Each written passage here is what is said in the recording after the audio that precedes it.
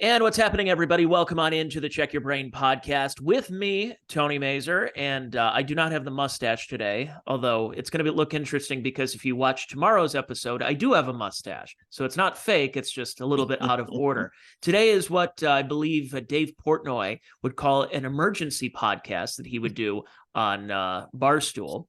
But we're just going to do that, and we're going to have a little bit of fun with my pal Ken Mosca here. First of all, if you were checking this out for free, I do a podcast on my Patreon at patreon.com/Tony Mazur. I'm on Rumble. I'm on YouTube as well. And my Wednesday, the usual free weekly podcast goes out on the major podcast platforms every Wednesday morning. This one is not. It's just going to go up online, putting something out there for the video. And we're going to talk some football today because we did have a football podcast for a little bit. We don't really do that anymore. So I'm itching. I don't want to just talk about politics and pop culture and all this other stuff going on in the news. And I'm like, every so often, I just want to just sit back and just talk some sports. And that's why I decided on a whim on this Sunday night, as we're recording this, it's going to go out on Monday, talking to my pal Ken Mosca, who is a diehard Dallas Cowboys fan. And I'm telling Ken, wherever he is, stay away from sharp objects, stay away from large bridges, anything like that, because that was an embarrassment. Ken, raw emotion, raw reaction. Dallas Cowboys today against the Green Bay Packers, a game that Dallas was actually favored by 7, ends up losing by 16. What the heck happened? Tony, good to see you, pal. Yes, I am dying hard right now. I can't say I can't believe it. When I saw the betting line at 7 and so many of – I stayed away from it. I stayed away. So many of my friends took the 7 and my phone was blowing up the whole game. It's just – I was with my brothers and my nephews, all Dallas fans, and my older brother and one of my nephews, when they cut to Dak Prescott right before kickoff, his eyes were as big as saucers, Tony. And my one nephew said, "Oh my Lord, look at him. We're done." And we were done. His eyes were big. He looked nervous. This was playoff Dak. That's what we saw tonight. Playoff it's like Dak. Playoff Romo. Yeah, exactly. Yeah, like playoff Romo. But this was worse. This was worse. I believe this is as low as it gets in Cowboy playoffs since the last Super Bowl, or the last appearance in an NFC championship game.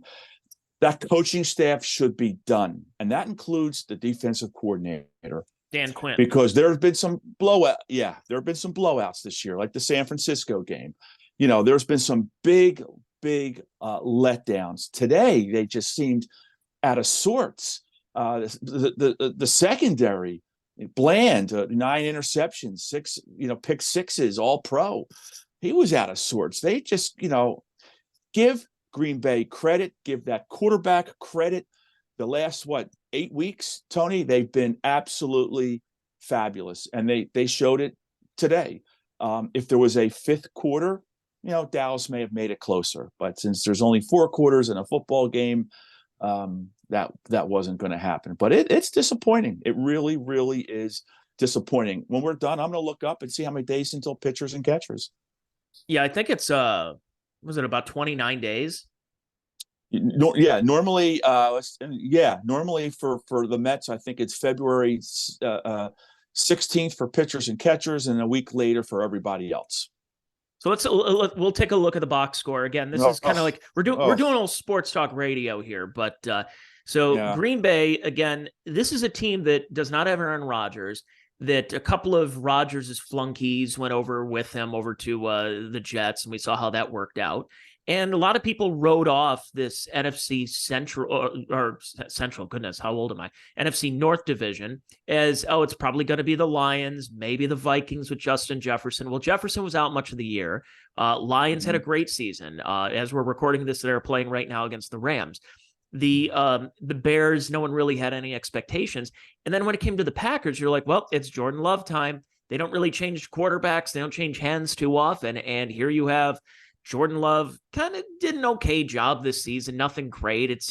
You don't want to be the replacement to all-time greatness usually, and we'll get to that here in a little bit when talking about some of the head coaching vacancies. But he goes into this game, and Love played great. And when you look at the stats here, so it's Jordan Love, 16 of 21, 272 yards, 3 touchdowns, looked great. Dak Prescott. Perfect rating, right? Right? It's a perfect rating. Yeah, I think so. The highest rating in NFL history for a quarterback starting his first playoff game. It's incredible. And Aaron Jones had a great game as well. And look at Dak Prescott's stats there. 60 times he threw the ball. 41 of 60, 403 yards. He had 3 touchdowns, but 2 picks. That's typical Dak Prescott in these performances. He's going to really pad the stats. Yeah, he's going to throw. So any defenders will say, well, he threw for 400 yards. Yes, you have to look at the full context of this game. And he just, like you said, he folded. Forget those numbers, Tony. Those numbers mean nothing. The numbers within the numbers that mean something is he threw 1 pick six. He threw a second pick that was right around the Dallas 20-yard line, 19-yard line that Green Bay took in rather quickly. And there's 14 points right there on turnovers. Not saying if he didn't do that, the Cowboys would have won the game, tightened things up a little bit. But Cowboys were scoring meaningless stuff, a bunch of yards that did not matter at the end of the game. I thought what was interesting was the Green Bay coach, Tony, panicked a little bit, brought in a lot of reserves, backup quarterback. Dallas scores. He brings the starters in, including the starting quarterback. I thought that was interesting. That he showed a little bit of panic with 2:35 left in the game or 2:50 left in the game, something like that, to bring his starters back in, which is a risky move. Like we've seen players get hurt with their teams up by a lot of points, right? That was risky. It was risky for him to do that. But look at those numbers. Yeah, look at those numbers. What did they mean? Tony Pollard, 3.7, Tony? That's ridiculous. Are you kidding me? Are you kidding Tony me? Pollard, who, I mean, you and I talked about this, that it was about time that the Cowboys move on from Ezekiel Elliott. Yep. Tony Pollard looked pretty good last year when he was mopping up some time. And, I mean, 56 yards. Now, granted, yes, I understand that Prescott threw the ball 60 times, and that's the way today's NFL is. It's very pass-heavy, and the way McCarthy and the Dallas is structuring this offense. But, my God, I mean, this cannot happen. And when you talk about this as a difference because of how teams will perform when it comes to the playoffs, Dallas is one of those cases where it's just that 7 points. I didn't see the spread before the game. I would have absolutely taken Green Bay in this because everybody knows. And this is not necessarily fair to the current crop of Dallas Cowboys, and you don't want to blame them for the past or the days with Romo and going back to the Parcells days, but it's a pattern here. And you know where the pattern is, and it starts at the top.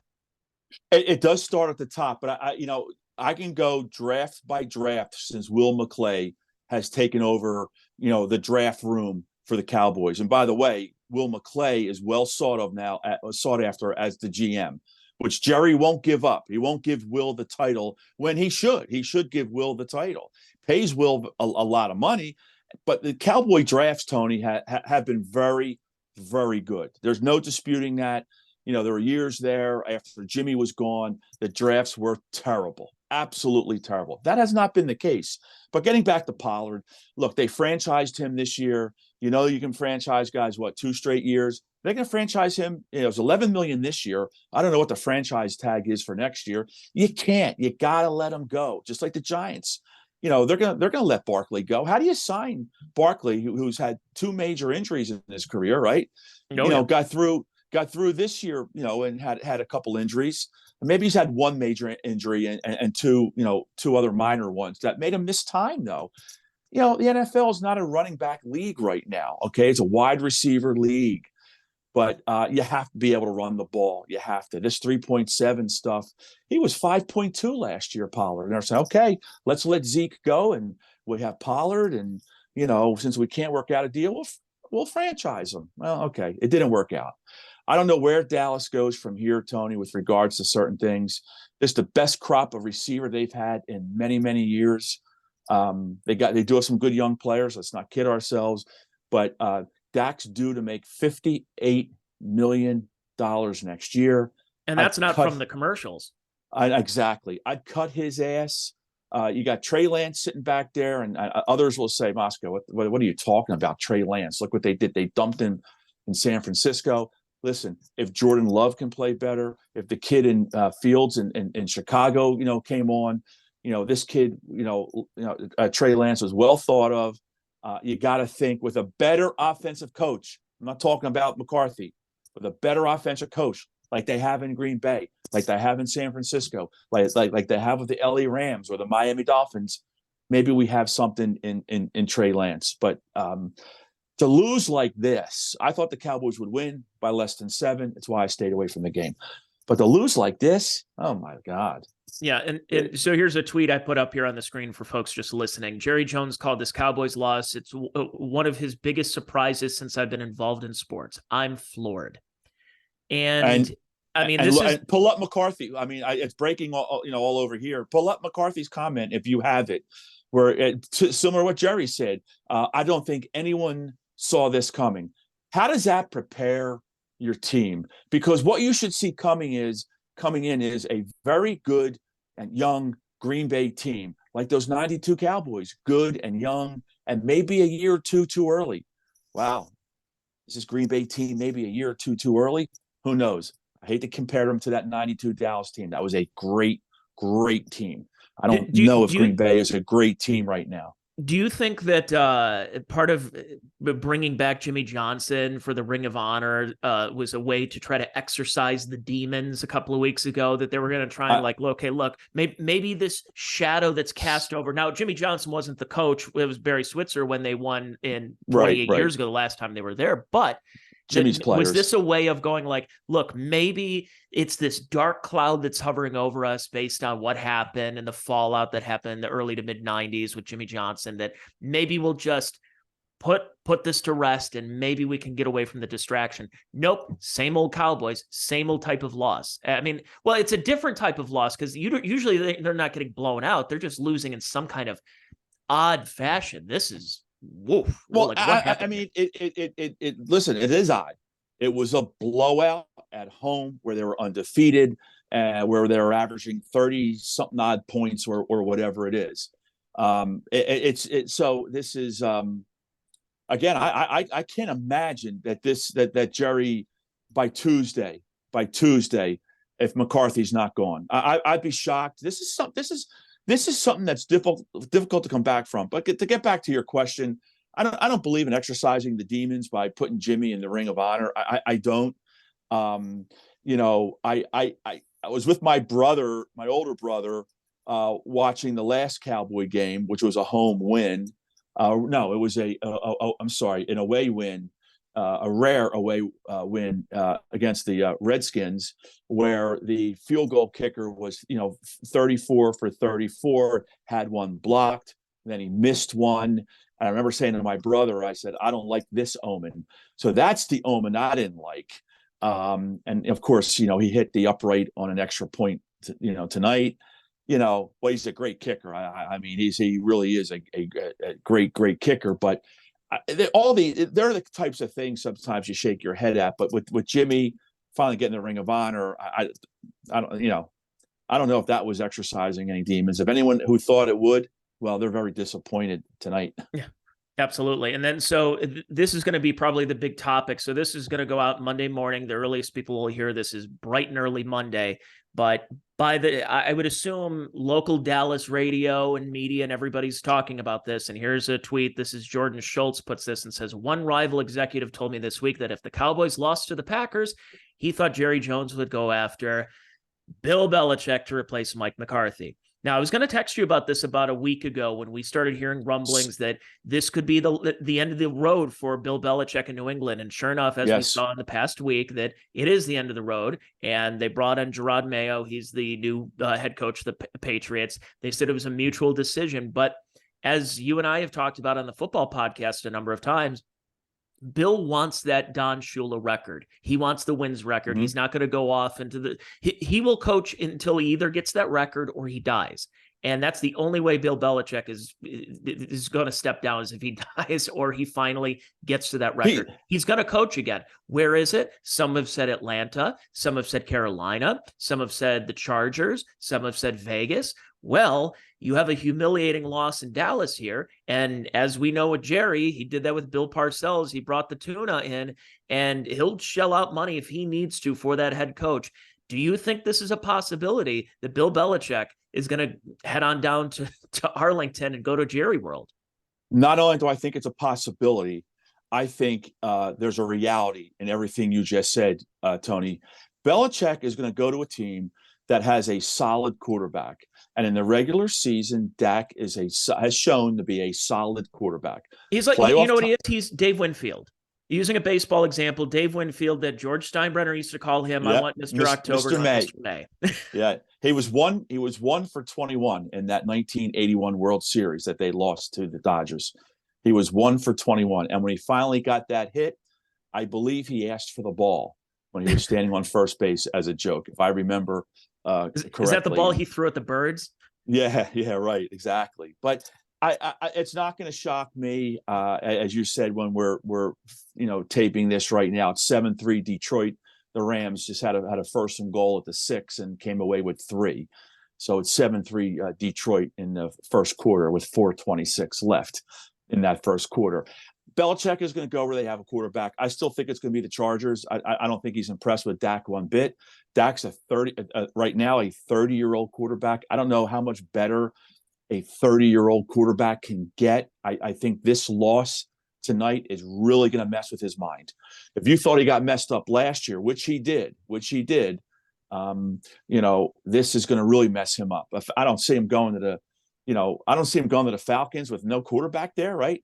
But what pick do they have? I'm trying to think what pick the Falcons. Well, they have a mid-level pick, right? I think so. Yeah. I without knowing all the quarterbacks, I know McCarthy today said he's coming out. He's leaving Michigan, which tells me Harbaugh's leaving Michigan. This kid is not going to leave Michigan if Harbaugh was staying. They'd be trying to go back to back. This kid's a good quarterback. So with him coming out, goodbye Harbaugh. Maybe Harbaugh goes to the Chargers. You go where he played for him. Yeah, exactly. Yeah, you go where you have the quarterback, the franchise quarterback. Colin Cowherd's been saying that for years. How many franchise quarterbacks are out there right now on teams looking for head coaches? Well, the question with Bill Belichick is wherever he goes, will he relinquish or hire his own general manager, or will he be the general manager? No, that's done. That ship has sailed, and he knows that. From what, again, watching Cowherd and reading some other stuff, he knows that wherever he goes, he's not going to get full control. That's what's being said. There's a guy like Arthur Blank, again, who owns the Falcons, who loves Belichick, and you just put that up there. They're hot for him. Does he, just to get Bill Belichick and get him in the building and probably help ticket sales, does he say, Bill, you run the show, you got it? Wouldn't put it past me. But Jerry's not going to give that up. We already know that. Chargers, go back in time 20 years. I had mentioned him a couple of times, but Bill Parcells, that you go from a little bit of instability after that Super Bowl with the Cowboys. Like they were good, but the guys were getting old. Aikman was getting hurt. Emmitt Smith was trying to get that rushing record. Then you had that devastating Michael Irvin spine injury that happened. Yep. And you knew that and then eventually the Great Wall at the front line, they were going to start retiring as well, or they took contracts elsewhere. You knew the team was going to crumble. It was fun while it lasted. You had to rebuild it. And then all of a sudden, here comes Parcells on board. And I think I would assume you were probably one of those, as an East Coaster, as a Jersey guy, you've seen Parcells and you're like, here we go. And how'd that work out? Well, let me say this to you. Look where they were and look where they were when he left. It worked out great. Every year he was the coach. I was in Dallas with my older brother going to games. I stood 10 feet away from Bill Parcells numerous times. We go down we go to Dallas and the games and stuff like that. You see how he turned that team around. When did he quit? When did he retire? When his heart could no longer take it. Romo drops that snap against Seattle, game-winning field goal. That was a really good Dallas team. And that was it. Bill Parcells retires for the final time. And my older brother reminded me again tonight when we were over there, we're watching the game, we were talking about that. And he had said, when Romo dropped that snap, and that was it, he looked at me and said, Kenny, Romo will never win anything. And he was right. It was all those years ago, but he was right. I mean, he was right. And I look back and we're laughing about it. He's saying the same thing about Dak. He's saying the same thing about Dak. Never going to win with this guy. He'll have gaudy numbers. He has gaudy numbers. Don't talk to him about him like, he in Cowboys quarterback lore, he's not only behind Aikman and Staubach, Danny White, and Danny. Thank you. That's where I was going. Danny White, and I'm going to put Romo ahead of him. I'm going to put Don Meredith ahead of him, for crying out loud. Yeah, I mean, what are we talking about here? I know it's different eras of football. Well, now Quincy Carter. Quincy Carter. Poor Quincy. He was what? Poor Quincy. He had that one really good year of Parcells, and he sniffed his, snorted himself out of the league, which was a shame. He had some ability. But look, you look back at this and then this next few days, and it's going to be a few days. I can't imagine Jerry letting this linger unless he comes out very quickly and say, hey, McCarthy's my coach. He's coming back. If he doesn't do that real soon and lets it linger, oh boy, I think if you're Bill Belichick right now, and he's already proved himself, we can get into debates on like, oh, well, how good of a coach was he with or without Tom Brady? Everybody's going to really psychoanalyze what happened there. He is a solid coach. And no one will say, like, you could say anything from he's a very good coach to the greatest coach ever. And anywhere in between, everybody's probably right at some place. The thing is, he's in his 70s. He's so close to that record. Do you think he's going to want to go to a reclamation project? No, Tony, absolutely not. He's going to go where they have a franchise quarterback or a very good quarterback. Because I'm sure as hell not calling Dak a franchise quarterback. At times, he's a very good quarterback. Look, the guy with the Chargers, that's a franchise quarterback.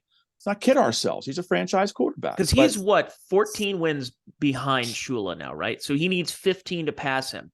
Well, if you go to Dallas with this team and you've got CeeDee Lamb, you've got Micah Parsons, you'll win a lot of regular season games. You'll get that record. You can get that record as early as next year. But, I mean,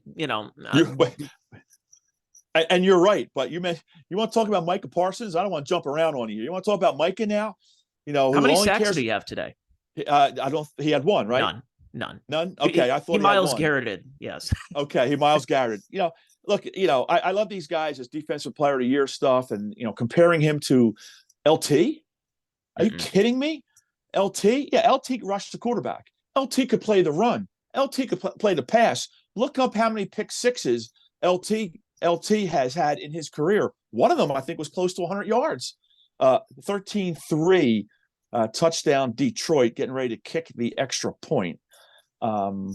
131 left in the first quarter. They're losing their minds in Detroit Rock City, I heard. Yeah, good for them. Good for our pal Dave Landau, our mutual friend Dave Landau. Big Lions fan.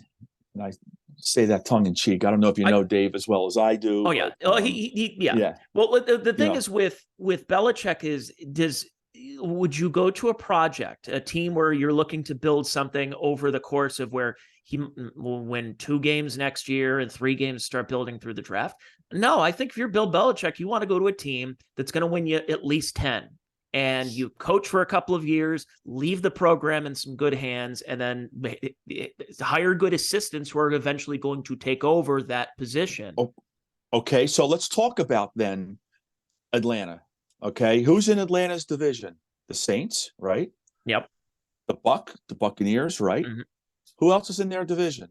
Carolina, who stinks, but they're going to get a good quarterback, a franchise quarterback. Where's he going to go?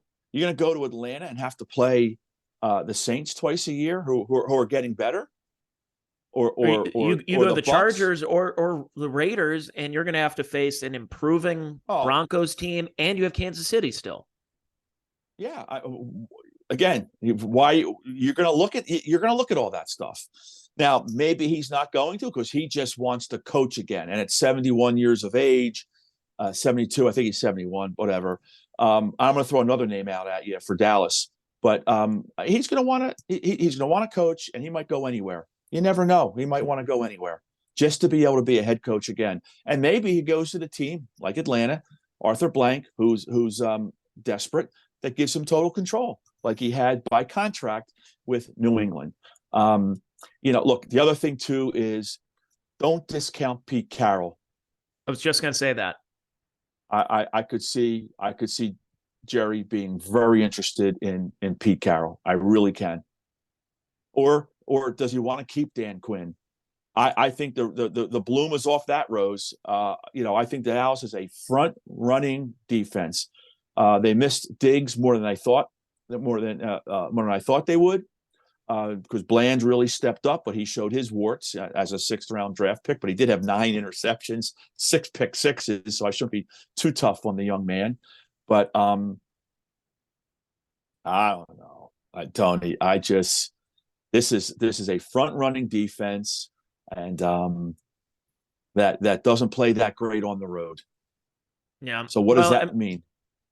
And I'm sharing a picture here because what a week it was. You have Pete Carroll, Bill Belichick, and now Nick Saban done at Alabama. Saban's retiring, and I'm showing the picture of when they were on the Browns, those starter sweatshirts with Belichick coaching and Nick Saban as the coordinator.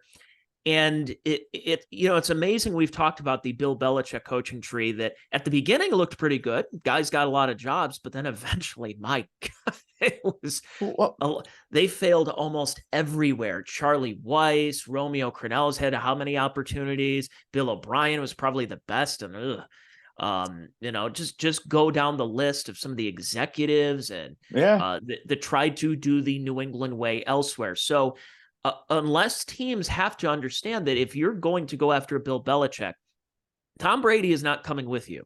Teddy Bruschi is not going to be there. Willie McGinnis isn't going to be there. You're not going to have Ty Law. You're not going to have anybody part of that quote unquote Patriot way that's going to be there. Now he'll probably bring a couple of his lackeys that have left with him, but it's going to be an interesting week that we're going to see here. In fact, the way how these games have been ended up being blowouts this past weekend, this offseason talk is way more interesting than the games itself on the field. But yeah, listen, they are, and this is like hot stove football. I love hot stove baseball. That's a lot of fun. This is hot stove football now. And remember what they say: there's always 1 or 2 surprise fires in the NFL. I don't know if we've had 1 or 2 surprises yet. I really don't know.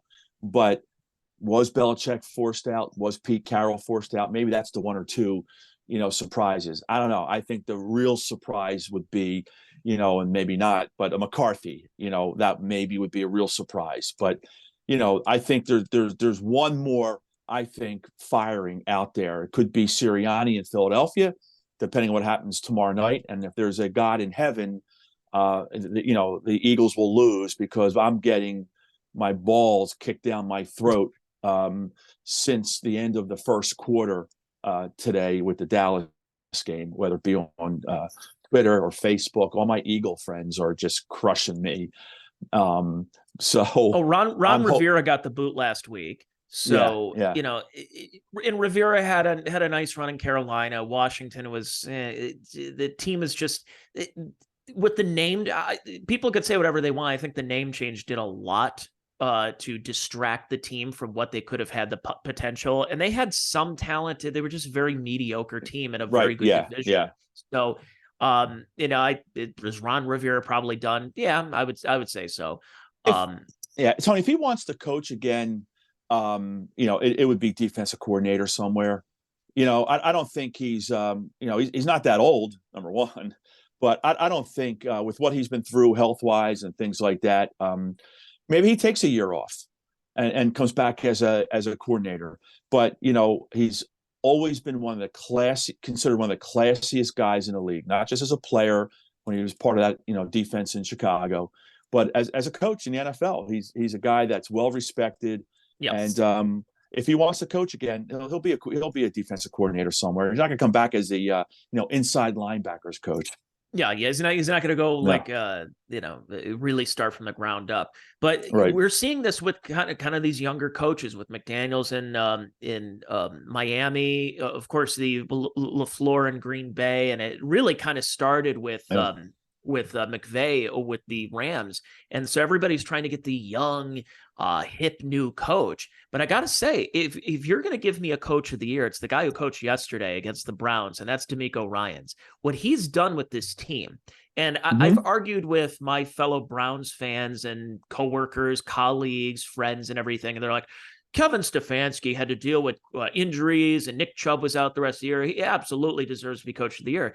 And I said, take a look in August and early September at the projections of what Houston was supposed to be. They were either last or second to last.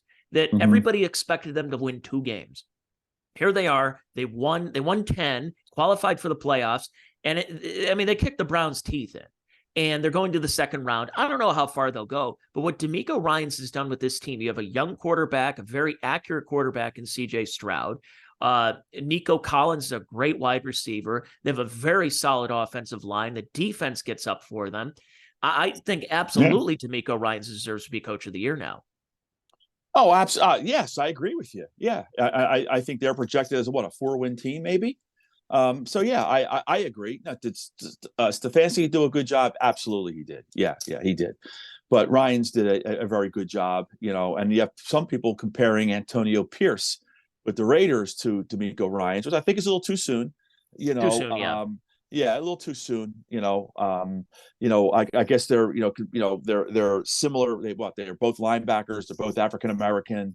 They look similar, so people want to group them together. Where DeMeco Ryans was a prodigy coach from everything I've read about him. And don't forget young Shanahan. Young Shanahan. He's got some guys on his coaching tree already, right? Wasn't McVay? Yeah, wasn't McVay? McVay came from his tree. Yeah, right? He was a Washington guy too. Yeah, well, that's what I'm talking. Yeah, and Fante considered from his tree, right? Yeah, and you're starting to see those young coordinators who've really done something and become a head coach, and here they are right now. So it's interesting. And then Dan Campbell with the Lions, turning that team around. The Lions, we've talked about them many times, just being an absolute joke. The only thing is that Gladwell Ape said that the Lions always cover. And they had a great season this year. They have a great wide receiving core. Jared Goff, a guy who was thrown to the side, nobody thought two things about him. Here he is, just a very accurate passer. And sometimes that's all you need. Yeah, he's not the most mobile guy. Yeah, he's not going to put up gaudy 400-yard games with the stats. He'll throw for 250. He'll complete, 3/4 of his passes. And that's kind of all you need with a team like this.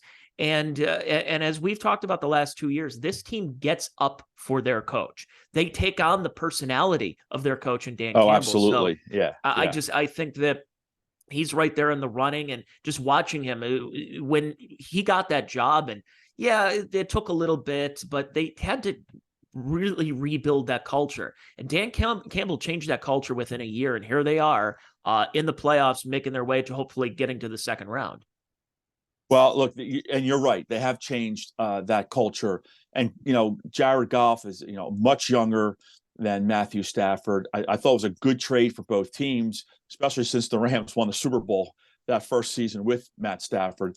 No one ever questioned Stafford's ability or his toughness. There's that famous, Matt Stafford just threw a 50-yard bomb touchdown Rams. It's about to be 14-10 on a 50-yard bomb, Tony. Just first play or second play of the second quarter, something like that. But, the draft, the trade has paid dividends for both teams. Like I said, the Rams won a Super Bowl. They mortgaged the future because, they weren't supposed to be even this far this year. Last year, they didn't make the playoffs because what they traded to get Stafford and other trades that they made. And Kupp was hurt too. But then Puka Nacua, when now he's on board and he's having great stats. Who's the common denominator here when it comes to some of these amazing seasons. You had Cooper Kupp, you have Puka, and then a couple of years ago, you had Calvin Johnson having one of the great seasons. Who's the guy thrown to him? It's Matt Stafford, first ballot Hall of Famer. Absolutely. Yeah. So who just caught that 50-yard touchdown then, Tony? Who was it? Puka. There he is. Yeah, that's who just caught it. 14-10. Like I said, but both teams, made out pretty well with that trade. And I think Goff is not 30. I think he's 29.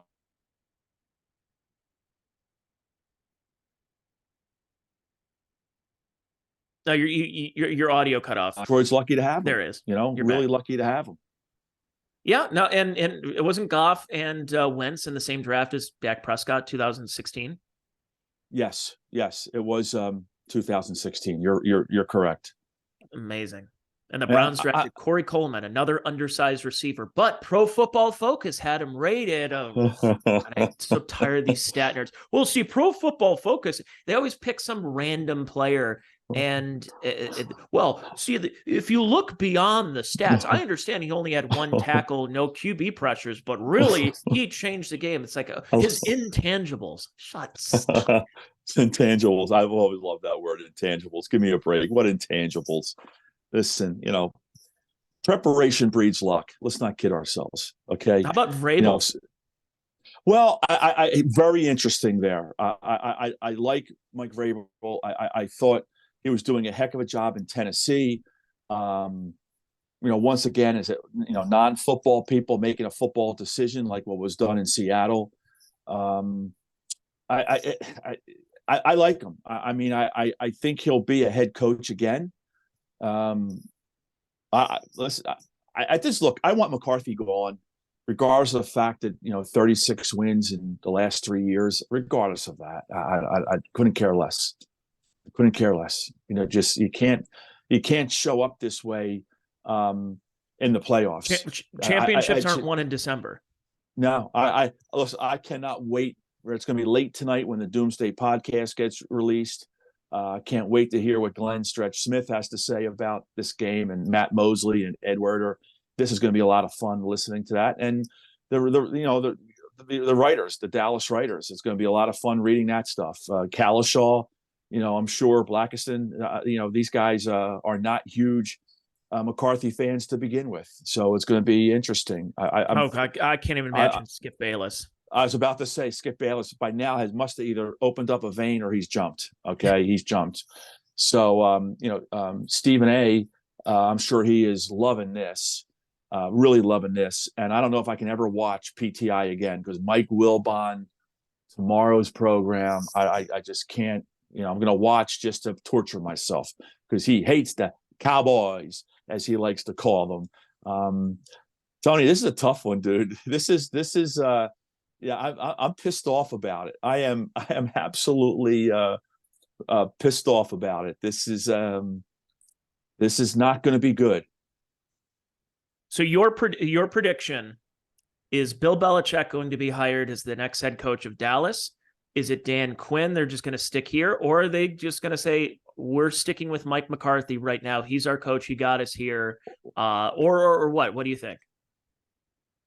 I don't think. Look, he's got 1 year left on his contract. It's all he has left is 1 year. If anyone who thinks, if Jerry's thinking, let's give him that 1 more year, I think that's a huge mistake. This was an enormous loss. This was a psyche breaker. This wrecked, as far as I'm concerned, this wrecks Dak Prescott, wrecks him. Just to see him before the game, like I said earlier in the podcast, his eyes wide open like that. I just think they need to move on from quite a few things here. And look, I'm not against replacing a lot of the coaches. Not the special teams coach. I like him. Listen, this defense didn't show up today. They were not prepared. Don't tell me what a great defensive coordinator Dan Quinn is and how hot he is for the last 3 years. This being the third year, being a hot, assistant to be a head coach and have this.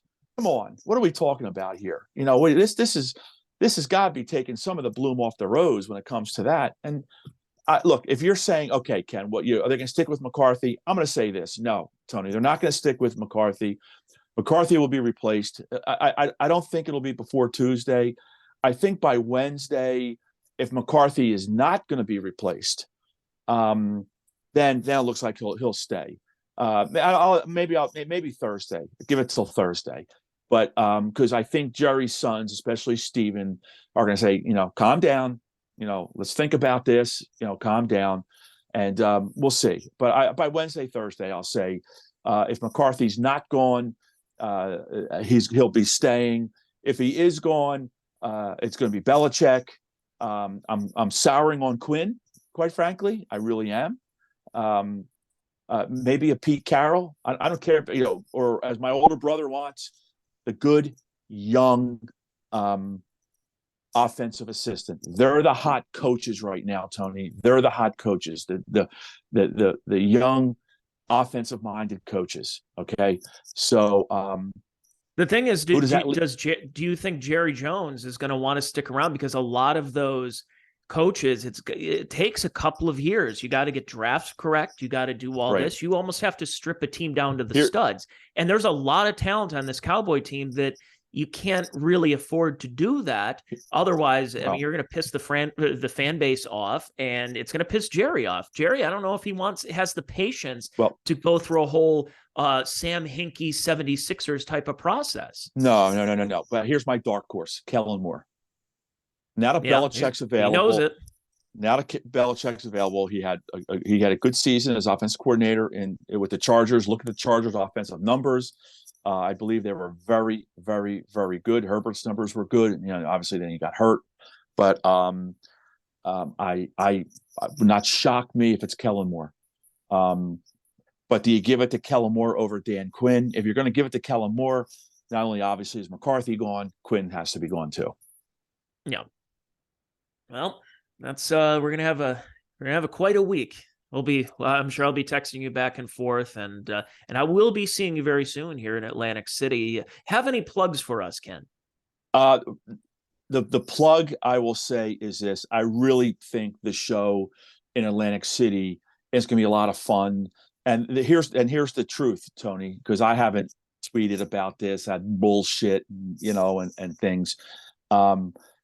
Chad's a friend of mine. I don't run away from my friends. Gino is a friend of mine. I don't run away from my friends. I've known Gino a lot of years. I've known Gino's family longer than I've known Gino. Okay. They're big boys. They can take care of themselves. They don't need me to carry their water. They don't need anyone else to carry their water. What they do is what they do. Whatever hate they get, okay. I think they wear it sometimes as a badge of honor. But, Chad called me and said, hey, look, I'm coming up for the Super Bowl. We're going to get together and have fun, but I want to do a show. And I said, look, if you want to do a show, I'll get you the venue.